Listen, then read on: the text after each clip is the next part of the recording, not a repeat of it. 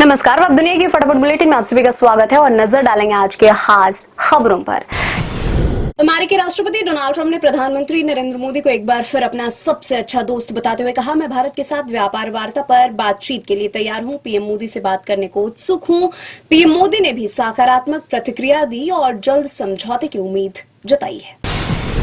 नेपाल में जैन-जी के विद्रोह के बाद प्रधानमंत्री ओली और राष्ट्रपति ने अपने पद से इस्तीफा दे दिया है। हिंसक प्रदर्शन को काबू में करने के लिए सेना ने मोर्चा संभाल लिया है।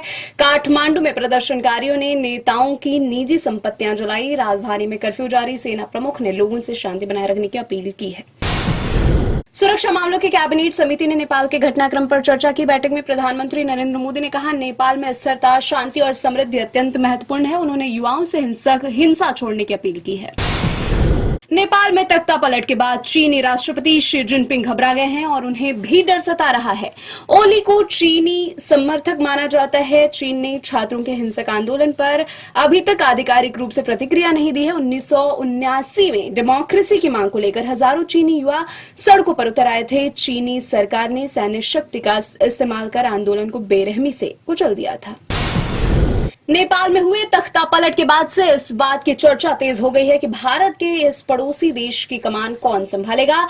केपी शर्मा ओली पद से इस्तीफा देकर दुबई भाग गए हैं। प्रधानमंत्री पद की दौड़ में बालेंद्र शाह, रवि लमछानी और सुशीला कार्की के नाम सबसे आगे चल रहे हैं। नेपाली पीएम ओली के बाद राष्ट्रपति रामचंद्र का भी इस्तीफा। राष्ट्रपति रामचंद्र पैजुले के निजी आवास पर कब्जा कर आगजनी की गई। हिंसा में 22 लोगों की मौत हो गई है। सीपी राधाकृष्णन होंगे भारत के उपराष्ट्रपति। विपक्ष के उम्मीदवार सुदर्शन रेड्डी को 452 के मुकाबले 300 वोटों से हराया। प्रधानमंत्री नरेंद्र मोदी, गृह मंत्री अमित शाह, रक्षा मंत्री राजनाथ सिंह, कांग्रेस संसदीय दल की प्रमुख सोनिया गांधी, पार्टी अध्यक्ष मल्लिकार्जुन खड़गे और लोकसभा में नेता प्रतिपक्ष राहुल गांधी समेत 769 से सांसदों ने मतदान में हिस्सा लिया। देश का सबसे स्वच्छ शहर इंदौर अब स्वच्छ वायु सर्वेक्षण में भी नंबर 1 पर आ गया है। 10 लाख से अधिक जनसंख्या वाले शहरों की श्रेणी में मिला पहला पुरस्कार। केंद्रीय पर्यावरण मंत्री भूपेंद्र यादव ने महापौर और सांसद को सौंपा पुरस्कार। वेटलैंड सिटी का प्रमाण पत्र भी इंदौर को मिला। किया इंडिया ने जीएसटी में कटौती का पूरा लाभ ग्राहकों को देते हुए 22 सितंबर से अपने यात्री वाहनों के दाम 4.48 लाख रुपए तक घटाने की घोषणा कर दी है।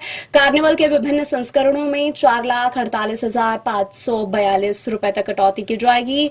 सोनेट के उसके विभिन्न मॉडल्स 1,64,471 रुपए सस्ते होंगे। सॉरॉस की कीमतों में 1,86,003 रुपए और सेल्टॉस में 75,372 रुपए तक की कटौती की जाएगी। एप्पल ने ऑल ड्राइव इवेंट में आईफोन 17, आईफोन 17 प्रो और आईफोन 17 प्रो मैक्स डिवाइस के साथ all new air iPhone AR भी लॉन्च कर दिया है। भारत में आईफोन 17 की कीमत 82,900 रुपए के करीब है। इस इवेंट में Apple watch 11, Apple watch ultra 3 और एप्पल वॉच SE 3 को भी लॉन्च किया गया। ये थे आज की फटाफट बुलेटिन। ऐसे ही ताजा अपडेट्स के लिए बने रहे हमारे साथ, यानी कि विजिट करें वेब दुनिया पर।